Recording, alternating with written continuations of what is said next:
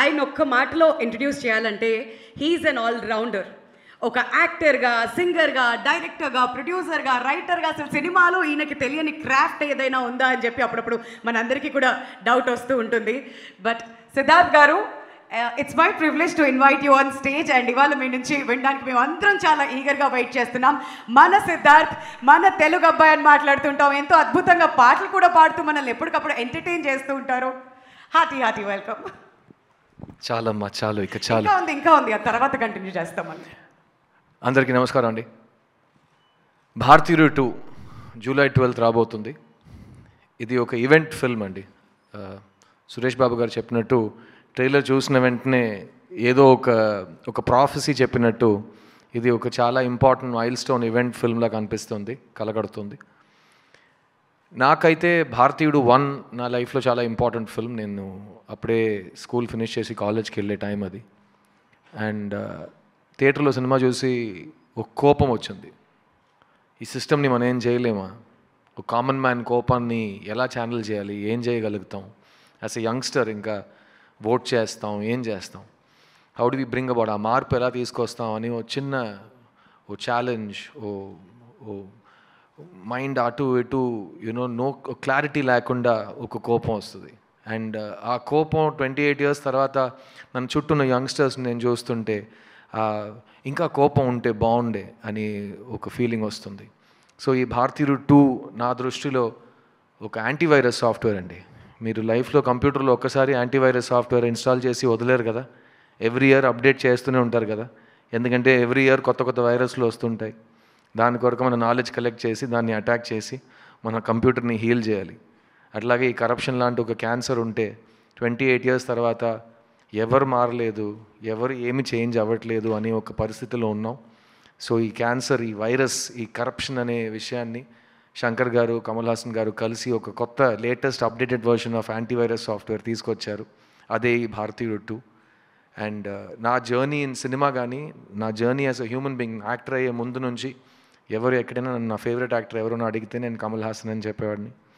And Suresh Babu గారికి బాగా తెలుసు, నేను ఫస్ట్ సినిమా చేసినప్పటి నుంచి ఆయన దగ్గర ఇంద్రుడు చంద్రుడు గురించి చెప్పండి, షూటింగ్లో ఏం జరిగింది, రామనాయుడు గారు ఏం చెప్పారు, కమల్ గారికి ఆయనకి ఇంటరాక్షన్ ఎలా ఉంటుంది, ఆయన 2 roles ఎలా చేశారు, డబ్బింగ్ ఎలా చేశారు, ఇదంతా నేను ఒక 20 years బ్యాక్ నుంచి నేను డేటా కలెక్ట్ చేస్తున్నాను. ఎందుకంటే నా లైఫ్లో నా యాంబిషన్ అని చెప్పను, నా డ్రీమ్ అనేది ఒక మంచి స్టూడెంట్గా లైఫ్ లాంగ్, కెరియర్ లాంగ్ పనిచేయాలని. ఇలాంటి ఒక వేదిక మీద 20 సంవత్సరాల ముందు జయసుధ గారు, సహజ నటి జయసుధ గారు నాతో యాక్ట్ చేసిన తర్వాత ఈ కుర్రోడ్ని చూస్తుంటే నాకు చిన్నప్పుడు కమల్ని చూసినట్టు ఉందన్నారు. నా లైఫ్లో నేను మర్చిపోలేని ఒక రోజు అది. నేను బాగా ఏడ్చాను ఇంటికి వెళ్ళి, ఏంటి నన్ను కమల్ హాసన్ గారితో పోల్చారా జయసుధ గారని. ఆ రోజు నుంచి ఈ రోజు వరకు కమల్ గారు నాకు ఎన్సైక్లోపీడియా, యూనివర్సిటీ, సిలబస్ అన్నీ మీరే. అండ్ ఈ రోజు వచ్చింది, నేను మీతో ఒక సినిమాలో స్క్రీన్ స్పేస్ షేర్ చేశాను, మీ పక్కన సోఫా మీద కూర్చున్నాను. మీరు నాకు ఇచ్చిన ప్రేమ, మీరు నాకు ఇచ్చిన స్వేచ్ఛ నేను లైఫ్లో మర్చిపోనండి. Because you have allowed me to be the best version of myself, so I can show you your student in his best version. So thank you Kamal sir, thank you for existing, thank you for inspiring all of us every day. And ఇలాంటి ఒక అవకాశం నాకు, ఇంత పెద్ద అవకాశం, ఇంత important stage నా లైఫ్లో 2వ నాకు వస్తుందండి. మొదటిసారి నన్ను క్రిస్టోఫర్ కొలంబస్లా ఒక మనిషి డిస్కవర్ చేసి ప్రపంచానికి చూపించారు. ఆ మనిషి పేరు డైరెక్టర్ ఎస్ శంకర్ గారు. అదే మనిషి 20 సంవత్సరాల తర్వాత నేనే కదరా కనిపెట్టాను, నువ్వు రా మళ్ళీ నా సినిమాలో యాక్ట్ చేయని నన్ను మళ్ళీ పిలిచారు.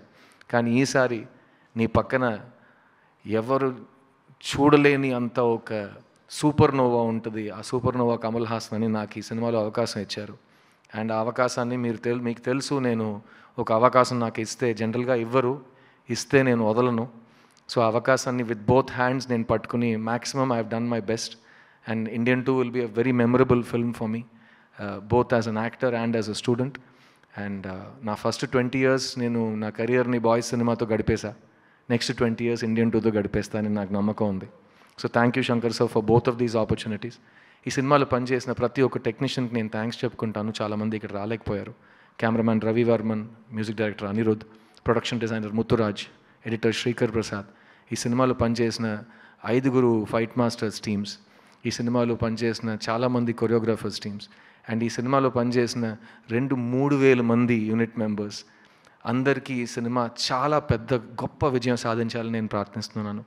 అండ్ భారతీయుడు 2 is not the end, it is just the beginning. ఎందుకంటే ఈ మనిషి భారతీయుడు 2 అండ్ భారతీయుడు 3 రెండు ఒకే టైంలో రెడీ చేశారు.